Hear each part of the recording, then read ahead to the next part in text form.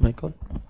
जय हिंद दोस्तों, मैं शिवम गुप्ता स्वागत करता हूं आपका अपने परिवार रोजगार व अंकित पर। उम्मीद करता हूं आप सभी अच्छे होंगे, बेहतरीन होंगे, जिंदाबाद होंगे, एकदम शानदार होंगे और अपनी कमर की पेटी बांध चुके होंगे अपने लेखपाल की तैयारी को शुरू करने के लिए। तो एक बार सभी दोस्त जल्दी से जुड़ जाएंगे, बताएंगे आप सभी कैसे हैं और क्या मेरी वॉइस और वीडियो आप सभी तक प्रॉपर तरह से पहुंच पा रही है या नहीं। एक बार सभी दोस्त कंफर्म करेंगे, फिर शुरू करते हैं हम अपनी एक शानदार, एक बेहतरीन, एक लाजवाब क्लास लेखपाल के लिए, कंप्यूटर की पहली क्लास यानी कि डेमो 1। इस डेमो 1 में हम जानेंगे कंप्यूटर का परिचय और कंप्यूटर के कुछ इतिहास के बारे में। दोनों ही चीजों को हम एक साथ लेकर के यहां पर चल रहे होंगे। ये चैप्टर क्यों लिया मैंने, आज इससे शुरुआत क्यों की, इसका कारण भी मैं आपको आगे बताऊंगा। तो बिल्कुल एक बार सभी दोस्त जल्दी से क्लास से जुड़ जाएंगे, फिर शुरू करते हैं हम अपने एक शानदार से सेशन को। ठीक है, हमारा चैप्टर रहने वाला है introduction and history of computer. देखिए, जब भी हम किसी भी विषय की बात करते हैं तो सबसे पहले हमें उसका परिचय पता होना चाहिए। जो दोस्तों पहले पढ़ चुके हैं कभी अन्य एग्जाम्स के लिए, हो सकता है इसमें उन्हें कुछ बहुत ज्यादा नया ना मिले या उन्हें ऐसा लगे कि सर यहां से क्वेश्चंस नहीं पूछे जाते। तो मेरे भाई, मैं तुम्हें गलत साबित करने वाला हूं, क्योंकि यहां से भी क्वेश्चन पूछे जाते हैं। यूपी ट्रिपल एससी की एक खास बात कह लो या अच्छी बात कह लो, वो ये है कि यहां पर किसी भी एक या दो चैप्टर पर फोकस नहीं है। यहां पर जो भी सिलेबस में दिया गया है उस पर भी फोकस है, बाकी जो सिलेबस में नहीं दिया गया वो भी यूपी ट्रिपल एससी कभी कभी आपसे पूछ लेती है। तो हमें हर एक चैप्टर से चीजें लेकर के चलनी है। ये चैप्टर इसलिए लिया गया है क्योंकि वो बच्चा जिसने पहले कभी भी कंप्यूटर नहीं पढ़ा, मेरे वो भाई जो यूपी पुलिस में सिलेक्टेड है या कहीं और सिलेक्टेड है, उन्होंने कभी भी कंप्यूटर नहीं पढ़ा और वो आज पहली बार ही इसी क्लासेस शुरू करने जा रहे हैं। तो हम बिल्कुल बेसिक से लेकर के और टॉप लेवल तक जितना ज्यादा डीप में यूपी ट्रिपल एससी पूछ सकते हैं उतना ज्यादा डीप में चीजों को लेकर के जाएंगे और शानदार तरह से पढ़ेंगे। देखिए, टॉप से पढ़कर एंड तक नहीं जाया जा सकता, लेकिन एंड से पढ़कर टॉप तक बिल्कुल जाया जा सकता है। तो इसीलिए हमने इस चैप्टर को लिया है, जिससे कि हर वो साथी हमारा जो पहली बार पढ़ रहा है उसे भी चीजें समझ में आए और जो पहले पढ़ चुके हैं उन्हें भी यहां पर कई सारी चीजें नई देखने के लिए मिलेंगी और कई सारी चीजें नई आपको समझ में भी आएंगी। और हर एक सवाल मैं आपको दिखाता चलूंगा कि ये देखो, ये वाला सवाल आपके यूपी ट्रिपल एससी ने इस तारीख को इस एग्जाम में इस चैप्टर से पूछा था। ठीक है, तो सभी दोस्त एक बार जल्दी से जुड़ जाएंगे, फिर शुरू करते हैं क्लास को। अगर मैं आपसे बात करूं, पंचायत बैच आप सभी को लेखपाल बनाने के लिए लाया गया है RWA पर, जिसका प्राइस है वैसे तो 799, लेकिन अगर आप 3 डेमो यानी कि 29, 30, 31 तारीख तक इसे लेंगे और लेखपाल 20 अगर आप कूपन कोड लगा देंगे तो ये बैच आपको 639 रुपीज में मिल जाएगा। ये आपकी पूरी प्रोसेस है, कैसे आपको बैच परचेस करना है वो आप यहां से देख सकते हैं। अगर मैं टाइम टेबल की बात करूं तो ये टाइम टेबल सुबह 9 बजे यूपी जीके की क्लास हो चुकी है केशपाल सर के द्वारा। हिंदी की क्लास 10 बजे हो चुकी है आपकी सचिन सोलंकी सर के द्वारा। 11 बजे दिग्विजय सर की क्लास जस्ट अभी हमसे पहले खत्म हुई है और 12 बजे कंप्यूटर को लेकर मैं आपके सामने यहाँ पर डेली प्रस्तुत हो रहा हूँ। इसके अलावा पॉलिटी की क्लास 2 बजे होगी अजीत सर के द्वारा। DI 3 बजे आकाश सर कराएंगे। इकोनॉमिक्स 7 बजे होगी और करंट अफेयर की क्लासेस आपकी बाद में चलेंगी। ठीक है, ये टाइम टेबल है। अगर आप लोग चाहें तो आपको रिकॉर्डेड क्लास भी मिलेंगी, आप अपनी सुविधा के अनुसार इन्हें बाद में रिकॉर्डेड कभी भी देख सकते हैं। आप अपनी सुविधा अनुसार अपना टाइम टेबल खुद भी बना सकते हैं। ठीक है, इसके अलावा अगर मैं बात करूं आपके पैटर्न की, तो आप सभी को पता है कि आपके 15% का जो वेटेज है वो हमारे कंप्यूटर का है। 15 क्वेश्चन आपको यहां से देखने के लिए मिलते हैं और ये एक ऐसा, मतलब मैं कहूं, भाग है आपका इसमें जहां से आप अगर थोड़ा अच्छे से चीजें कर लेंगे, अगर डिटेल में चीजें कर लेंगे, तो मैं आपको यह सुनिश्चित करता हूं कि आप एक बहुत अच्छा स्कोर यहां से अपने एग्जाम हॉल में कर रहे होंगे, है ना। तो यहां पर 15 नंबर का वेटेज है, चीजें बहुत ज्यादा पढ़नी होंगी क्योंकि चीजें बहुत ज्यादा डीप में पूछी जा रही हैं। तो अगर आप एक अच्छा स्कोर लाना चाहते हैं अपना लेखपाल में, कंप्यूटर में, तो मेरे भाई आपको सबसे पहला इसका रूल है, नियम है कि आपको बिल्कुल शुरुआत से लेकर एंड तक सिलेबस कंप्लीट करना होगा।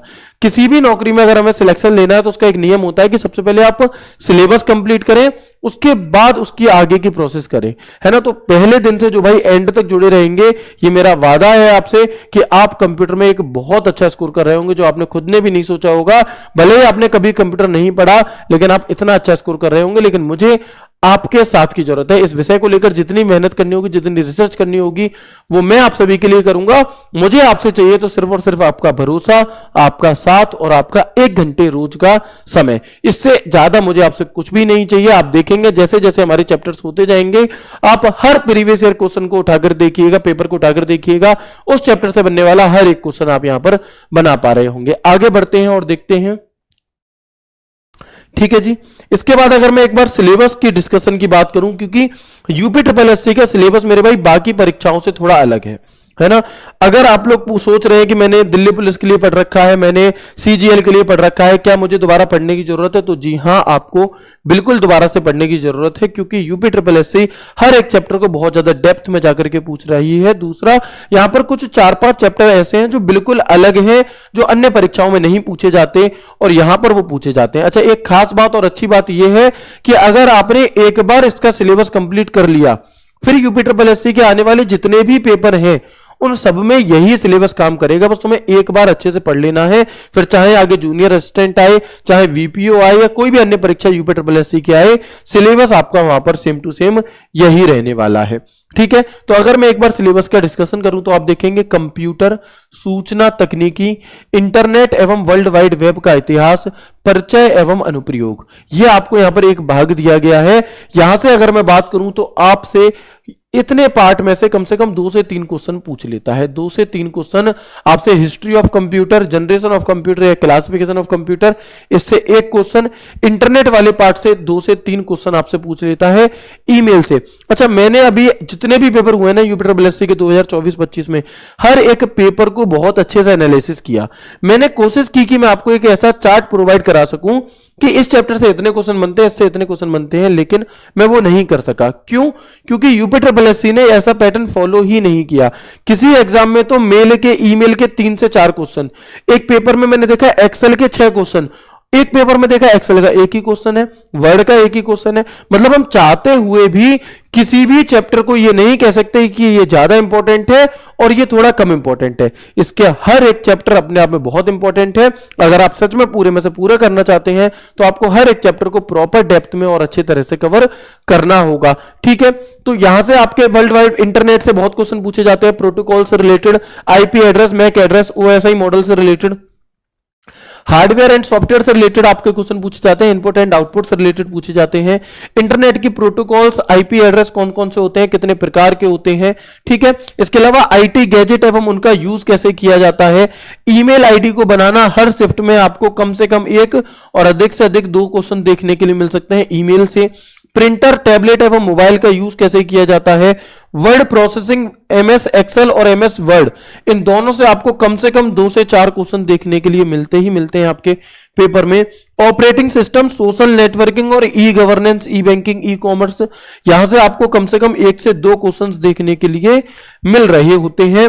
और डिजिटल वित्तीय उपकरण, इसके बाद आपके आते हैं अलग से टॉपिक डिजिटल वित्तीय उपकरण और उनका यूज, भविष्य के कौशल और साइबर सुरक्षा, साइबर सिक्योरिटी से रिलेटेड आपको 1 से 2 क्वेश्चन जरूर देखने के लिए मिल जाता है। और इसके बाद वे चैप्टर्स आते हैं जिन्हें लेकर के आपको सबसे ज्यादा चिंता है कि भैया ये चीजें कैसे होंगी, तो वो सभी चीजें मैं आपको कराऊंगा, जिनमें से है आपका कंप्यूटर और सूचना प्रौद्योगिकी के क्षेत्र में होने वाले तकनीकी विकास एवं नवाचार, यानी कि आर्टिफिशियल इंटेलिजेंस, एआई का चैप्टर, एआई से संबंधित जितनी भी एल्गोरिथम होती हैं उनके बारे में, बिग डेटा प्रोसेसिंग, है ना, कि बड़े बड़े डेटा को कैसे हम यहां पर स्टोर करते हैं, कौन कौन से उसके फ्रेमवर्क होते हैं, उन सभी के बारे में।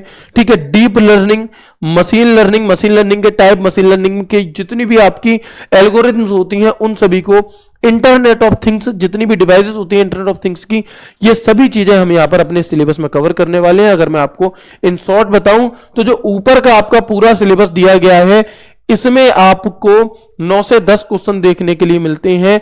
और जो ये नीचे आपको पार्ट दिया गया है, कौन सा, deep learning, machine learning, big data processing, artificial intelligence और आईओटी, यहां से आपको 5 से 6 क्वेश्चंस देखने के लिए मिल रहे होते हैं। ठीक है, तो ये पूरा ही सिलेबस आप सभी के लिए बहुत ज्यादा इंपॉर्टेंट है, क्योंकि ये हमारी पहली क्लास है, इसलिए हम इन सभी चीजों की चर्चा कर रहे हैं। आगे से हम इनकी चर्चा नहीं करेंगे, बस हम इंपॉर्टेंट समझ रहे हैं कि हर एक चैप्टर अपने आप में बहुत इंपॉर्टेंट है और हर एक चैप्टर पर हमें बहुत ज्यादा ध्यान देना होगा।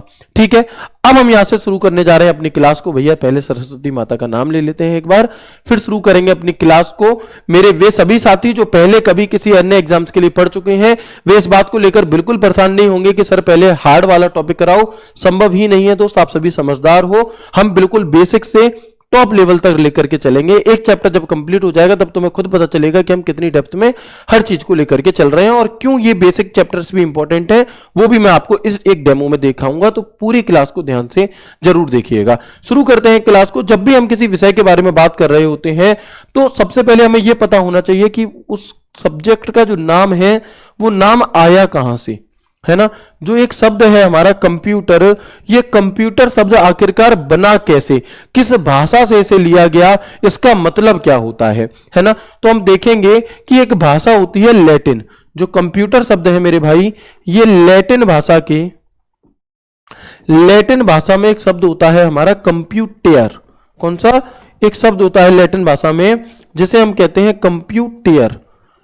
तो ये जो एक्चुअल में जो ये शब्द है आपका कंप्यूटर, वो लैटिन भाषा के कंप्यूटर शब्द से मिलकर के बना है।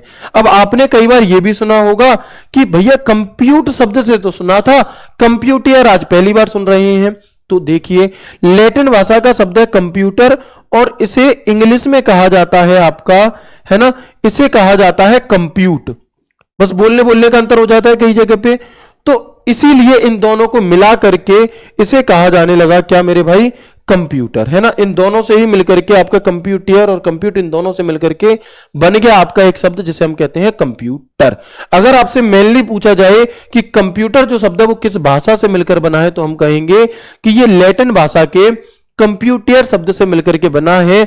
और इन दोनों ही शब्दों का जो अर्थ होता है वो क्या होगा मेरे भाई, तो इन दोनों ही शब्दों का जो अर्थ होता है वो होता है हमारा गणना करना, टू कैलकुलेट, है ना। पुराने जमाने में क्या होता था कि जो व्यक्ति गणना करता था उसे कंप्यूटर कहा जाता था लैटिन भाषा में।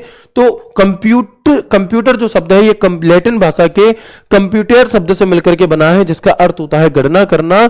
इसीलिए आप और हम ये जो शब्द है आपका कंप्यूटर, इसे हिंदी में गणक या संगणक कहते हैं।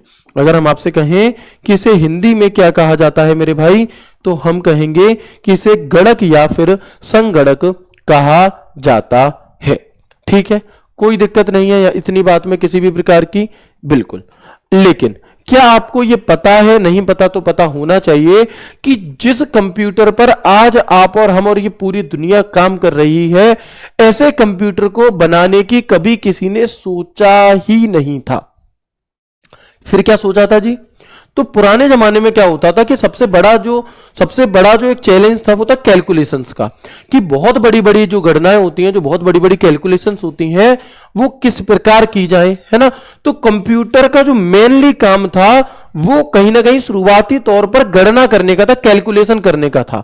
बाद में धीरे धीरे इसके अपडेटेड वर्जन आते गए और आज कंप्यूटर आपके और हमारे जीवन में एक अहम योग आपका भूमिका निभाता है। ठीक है, तो कंप्यूटर शब्द की अगर हम बात करें गणना करने की, तो मैं सबसे पहले पुराने जमाने पर ही चलता हूं कि सबसे पहली इस पूरी दुनिया में अगर मैं कहूं कंप्यूटर एक गणना करने वाली मशीन है कहीं ना कहीं, तो क्या इससे पहले भी कोई मशीन हुआ करती थी जो गणना करती थी? जी हां, पहले जानेंगे कंप्यूटर शब्द का अर्थ जो मैंने यहां पर लिखा है उसे ही अगर मैं एक सेंटेंस के तौर पर उतार दूं तो सेम बात यहां पर है। The word computer is derived from the Latin word computer which means to calculate. Computer शब्द लैटिन शब्द कंप्यूटर से बना है जिसका अर्थ हमारा गणना करना होता है। अगर हम यहां पर बात करते हैं इस पूरी दुनिया में सबसे पहले गणना कब की गई और कैसे की गई, तो एक मशीन का नाम आता है जिसका नाम है अबेकस मशीन। कौन सी? एक मशीन का नाम आता है मेरे भाई जिसका नाम है अबेकस मशीन। और यह मशीन आज से 2,500 से 3,000 साल पहले, कितना पहले तो याद रखेंगे, अबेकस मशीन जो है ये आज से 2,500 से 3,000 साल पहले इसका प्रयोग गणना करने के लिए, कैलकुलेशन करने के लिए किया जाता था। इसीलिए अबेकस को संसार का, इस पूरे विश्व का, संसार का सबसे पहला गणना यंत्र, संसार का सबसे पहला गणना यंत्र कहा जाता है। सबसे पहला गणना यंत्र कहा जाता है। अगर आपसे पूछा जाए कि इस पूरे विश्व का सबसे पहला कैलकुलेटिंग मशीन कौन सी है या सबसे पहला आपका गणना यंत्र कौन सा है, तो उसका नाम है आपका अबेकस। ठीक है, ओके। अब अगर हम आगे बात करते हैं तो आप देखेंगे जो बात मैंने बताई वही बात मैंने यहां लिख दी है कि अबेकस का आविष्कार आज से लगभग 2,500 से 3,000 साल पहले चीन में हुआ था। Abacus was invented in China about आपका 2,500 से 3,000 साल पहले। यह संसार का सबसे पहला गणना यंत्र है। This is the world's first counting machine. और अगर हम बात करें कि अबेकस का सबसे पहला प्रयोग कहां पर किया गया था, किन देशों में किया गया था, तो आप कहेंगे मेसोपोटामिया, बेबीलोन, चीन और मिस्र जैसे अलग अलग क्षेत्रों में इसका प्रयोग हुआ था। The earliest use of the abacus is associated with ancient Mesopotamia, Babylon, China and Egypt. आज भी इसका प्रयोग चीन और जापान जैसे अलग अलग देशों में किया जाता है। आगे अगर हम बात करते हैं तो अबेकस को हम कुछ और अन्य नामों से भी जानते हैं, जैसे कि अबेकस को आप और हम गिन तारा या फिर गिनती फ्रेम के नाम से भी जानते हैं। यह नॉर्मली सवाल पूछा जा सकता है कि अबेकस को किस नाम से भी जाना जाता है, तो अबेकस को काउंटिंग फ्रेम के नाम से भी मेरे भाई आपका जाना जाता है। ओके, अगर मैं बात करूं कि इन प्रेजेंट दृष्टिहीन, जैसे ये तो अबेकस मशीन हो गई, अगर मैं कहूं ब्लाइंड लोगों के लिए, जो लोग देख नहीं पाते, जो लोग दृष्टिहीन होते हैं, उनके लिए एक अबेकस मशीन बनाई गई, किसके द्वारा, टिम क्रेनमर्क के द्वारा। तो अगर आपसे यह पूछा जाए कि आप पुरानी वाली अबेकस मशीन किसने बनाई थी, उसके बारे में किसी को कोई भी जानकारी नहीं है। लेकिन अगर हम बात करें कि दृष्टिबाधित लोगों के लिए अबेकस मशीन को किसने बनाया था, तो वो मेरे भाई हमारा टिम क्रेनमर ने बनाया था। ठीक है, अबेकस के बारे में हमें सिर्फ इतनी ही बात यहां पर जाननी होती है। अब धीरे धीरे, सबसे पहले 2,500 से 3,000 साल पुरानी बात हो गई। इसके बाद एक दूसरी मशीन आई। देखो, इन बीच में मशीनें तो बहुत सारी आई, लेकिन हम उनकी बात करेंगे जो आपके एग्जाम के पॉइंट ऑफ व्यू से जरूरी है और जिन्होंने सच में कुछ बड़ा काम किया। ठीक है, तो सबसे पहले हम अबेकस के बारे में जान गए। इसके बाद अगर हम बात करते हैं मेरे भाई, दूसरा हमारा नाम आता है किस चीज का, दूसरा हमारा नाम आता है जिसे हम कहते हैं यहां पर नेपियर बोन्स। क्या, दूसरी एक मशीन आती है जिसे हम कहते हैं नेपियर बोन्स। ये भी एक क्या है, ये भी एक गणना करने वाला ही यंत्र है। और नेपियर बोन्स का जो आविष्कार है वो किसने किया था मेरे भाई, तो इसका आविष्कार स्कॉटलैंड के रहने वाले एक मैथमेटिशियन जॉन नेपियर ने किया था। किसने किया था, सन 1617 में, सन 1617 में आपका जॉन नेपियर ने इसका आविष्कार किया था, नेपियर बोन्स का। This is the second calculating machine which was invented by a Scottish mathematician John Napier in 1617। तो सबसे पहला सवाल यह बनेगा कि नेपियर बोन्स को किसने बनाया, तो नेपियर बोन्स को जॉन नेपियर ने बनाया था। किस वर्ष बनाया, सन 1617 में बनाया था। यह क्या काम करता था, तो जो नेपियर बोन्स हमारी मशीन है, यह मेरे भाई गुणा भाग करने का काम करती थी।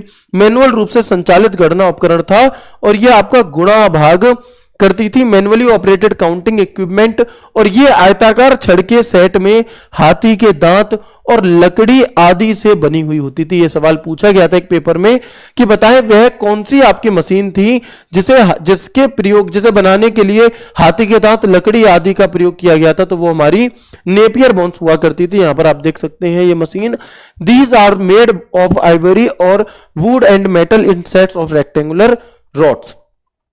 आपको लग रहा होगा भैया ये तो थ्योरी है, हमें इसमें थोड़ा कम समझ में आ रहा है। मेरे भाई ये फैक्ट्स है, हिस्ट्री को हमें कहीं ना कहीं याद ही करना रहता है। कुछ दोस्तों को ये समस्या आ रही होगी कि भैया आप लिखकर क्यों नहीं पढ़ा रहे, तो दोस्त आपको एक चीज समझनी होगी कि कंप्यूटर विषय लिखने वाला नहीं है, कंप्यूटर विषय समझने वाला है। इसमें आप जितना ज्यादा चीजों को समझोगे उतना ज्यादा अच्छे से कर लोगे।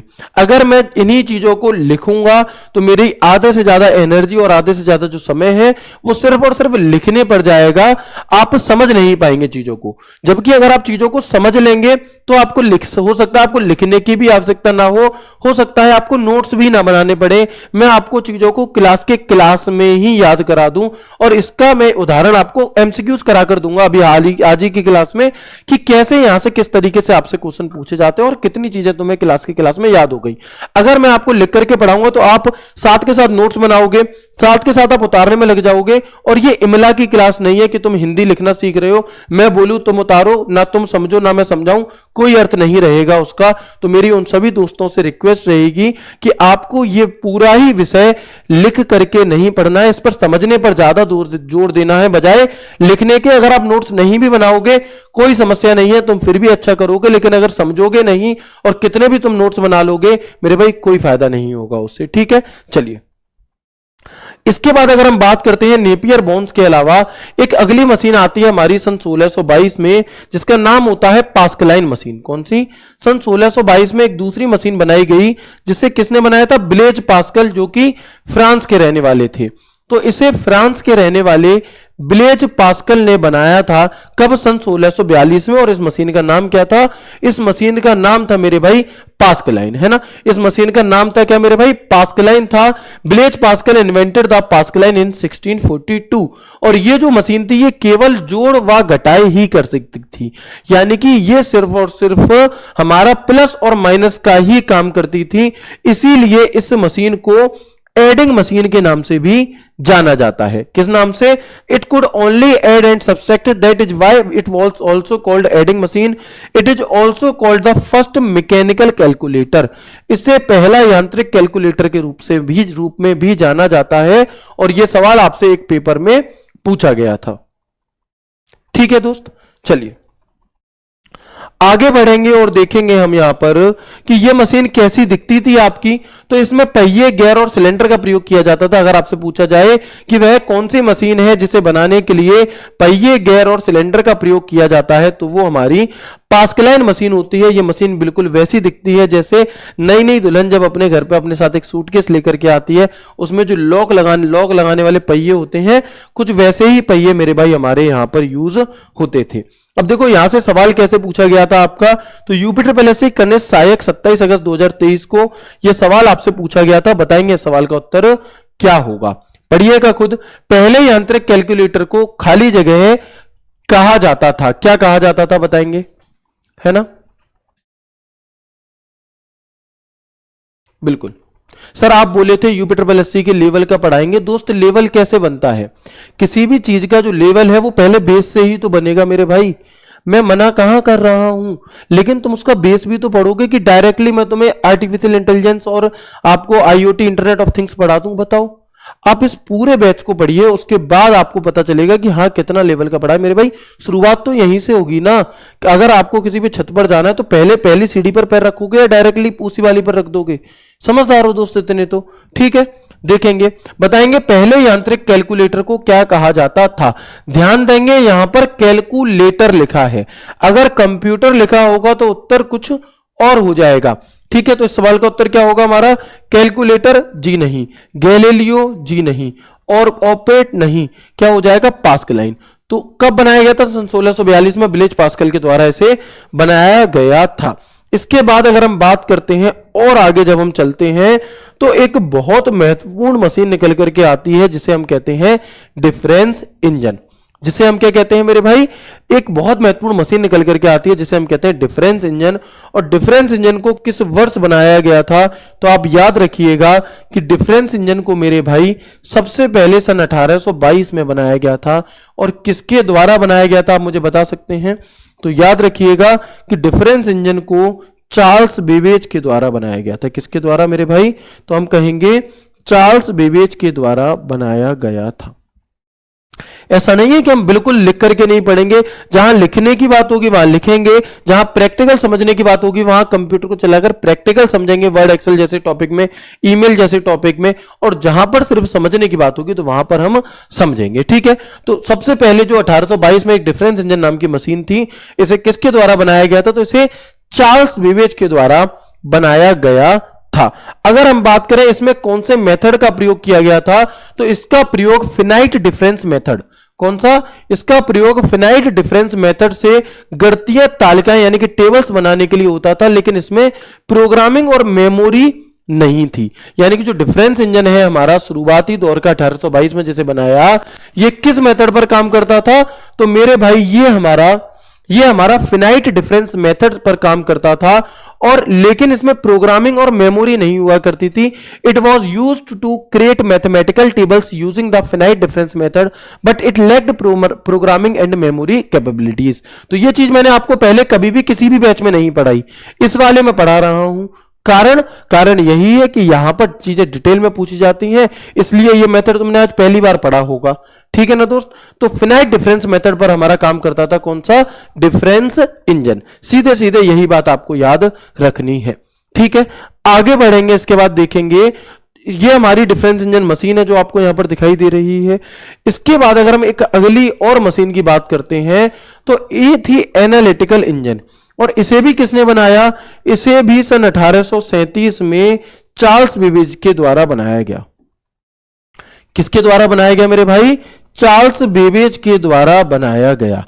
और इसी कंप्यूटर को बनाने की वजह से, इसी मशीन को बनाने की वजह से चार्ल्स बेबेज को जो उपाधि दी गई, हमारी जो उपाधि दी गई कौन सी? फादर ऑफ कंप्यूटर की, वो इसी की वजह से इन्हें मिली थी, क्योंकि यहीं पर आकर के ये पता चला था कि हाँ कंप्यूटर और भी काम कर सकता है।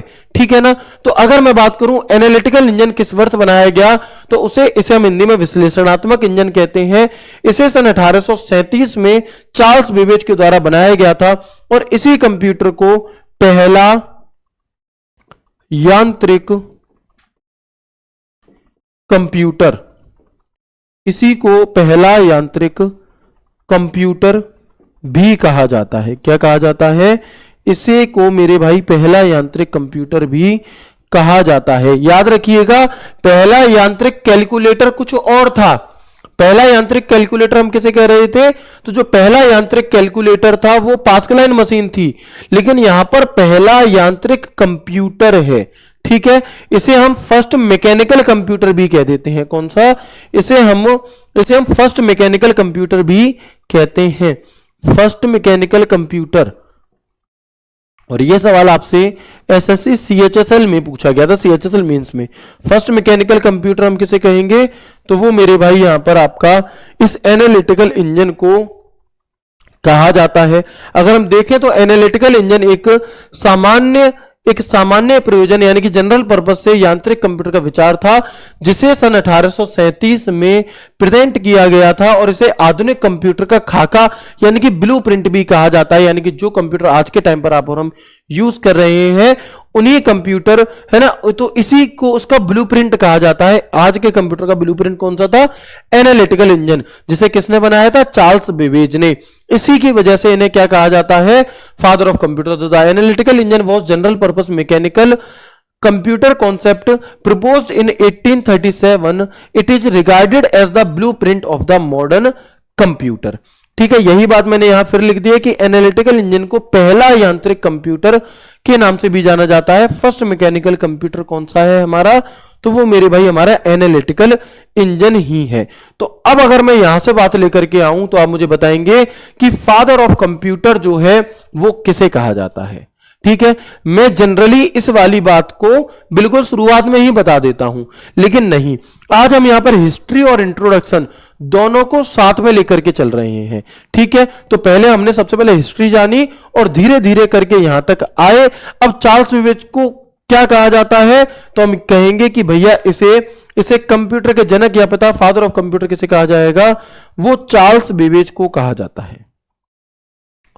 वो किसे कहा जाता है मेरे भाई? तो हम कहेंगे ये हमारा चार्ल्स बेबेज को कहा जाता है। ओके, चार्ल्स बेबेज का जन्म कब हुआ था? तो आपको जानकर खुशी होगी कि इनकी जो हैप्पी बर्थडे टू यू है वो भी 2 दिन पहले ही निकली है। इनका बर्थडे 26 दिसंबर सन 1791 को हुआ था इनका जन्म। और इनकी जो मृत्यु है मेरे भाई वो कब हुई थी? वो आपकी सन 1871 में हुई थी। हो सकता है ये बातें जो मैं तुम्हें बता रहा हूं यहां से रिलेटेड सवाल ना पूछा जाए, लेकिन ये बातें भी जरूरी हैं क्योंकि हम पहली बार किसी विषय को पढ़ रहे हैं। ठीक है, तो हम क्या कहेंगे कि चार्ल्स बेबेज का जन्म 26 दिसंबर 1791 को हुआ था। इनकी मृत्यु सन 1871 में हुई थी। और ये कहां के रहने वाले थे? स्थान क्या था? तो ये मेरे भाई इंग्लैंड के रहने वाले थे। कहां के? ये मेरे दोस्त इंग्लैंड के रहने वाले थे। इंग्लैंड के। ये काम क्या करते थे? तो ये एक मैथमेटिशियन यानी कि एक गणितज्ञ थे, ठीक है, एक प्रोफेसर भी थे, ठीक है, प्रोफेसर भी थे मैथ्स के, इन्वेंटर थे और फिलोसोफर भी थे, यानी कि दार्शनिक भी थे। क्या थे मेरे भाई? दार्शनिक भी ये आपके थे।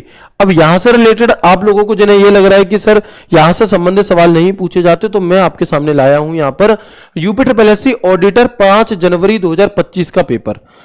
यूपी ट्रिपल एससी ऑडिटर 5 जनवरी 2025 को जो एक पेपर हुआ, उस पेपर में यह सवाल पूछा गया कि कंप्यूटर का जनक कौन है।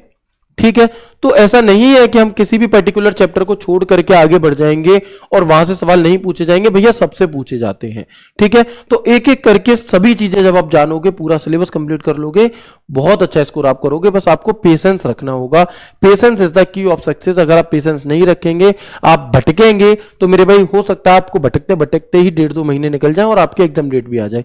भटकना नहीं है, भरोसा रखना है, भरोसा पूरी तरह से खरा उतरेगा। बस आपको एंड तक चीजें देखनी होंगी। ठीक है, तो हम क्या कहेंगे, चार्ल्स बेबेज को कहा जाता है क्या? कंप्यूटर का जनक। हमने आज की क्लास में क्या क्या पढ़ा, चलो उससे पहले और जान लो। ये आपके चार्ल्स बेबेज खड़े हैं अपने एनालिटिकल इंजन के साथ, और ये सवाल आपसे पूछा गया था किसमें? देखो, मैं भी कह रहा था ना कि एसएससी सीजीएल मेंस में सवाल पूछा गया था। तो किस तरह से सवाल पूछा गया था, पढ़ो और इसका उत्तर दो। देखो, जब आप कई बार ऐसा होता है कि जब आप बेसिक से चीजें पढ़ लेते हैं ना, तो फिर बहुत से सवाल ऐसे जो तुम्हें नहीं भी आते, उनका आंसर भी तुम ऑप्शन को एलिमिनेट करके कर देते हो। कैसे?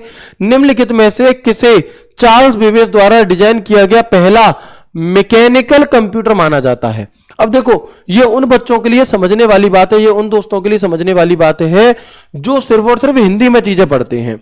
हिंदी में इसे यांत्रिक कंप्यूटर कहा जाता है और इंग्लिश में मैकेनिकल कंप्यूटर।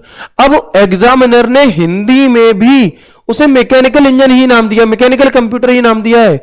हिंदी में भी उससे यह नहीं कहा कि यांत्रिक बता दे, हिंदी में भी मैकेनिकल। तो तुम्हें यह बात समझनी होगी कि जब तुम कंप्यूटर विषय पढ़ रहे हो, तो आपको यहां पर क्या करना होगा मेरे भाई?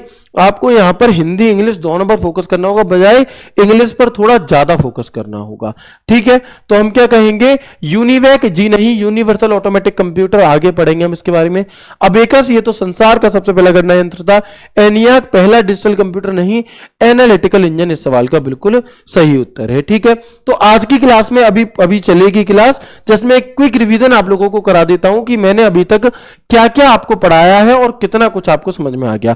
तो सबसे पहले मैंने आपको बताया कि जो कंप्यूटर शब्द है वो हमारा लैटिन भाषा के कंप्यूट शब्द से मिलकर के बना है, जिसका अर्थ होता है गणना करना। इसीलिए हम और आप कंप्यूटर को हिंदी में संगणक या फिर गणक कह रहे होते हैं। क्लियर और नॉट? यहां तक बात क्लियर है, किसी को दिक्कत नहीं है? ठीक है, इसके बाद अब हम आगे बढ़े कि कंप्यूटर जो मशीन है, ये शुरुआत में गणना करने के लिए बनाई गई थी, यानी कि कैलकुलेशंस के उद्देश्य से बनाई गई थी। इसका ये पर्पस था ही नहीं, जो काम कंप्यूटर आज के टाइम पर कर रहा है, ये उद्देश्य था ही नहीं कभी। तो गणना करने की अगर हम हिस्ट्री देखें, तो गणना करने की सबसे पहली मशीन, इस पूरी दुनिया में सबसे पहले गणना करने वाली मशीन का नाम क्या था? उसका नाम था अबेकस। अबेकस कब बनी? तो आज से 2,500 से 3,000 साल पहले प्राचीन बेबीलोन, चीन, जापान जैसे देशों में इसका प्रयोग किया जाता था। इसे इस पूरे संसार का सबसे पहला गणना यंत्र कहा जाता है अबेकस को।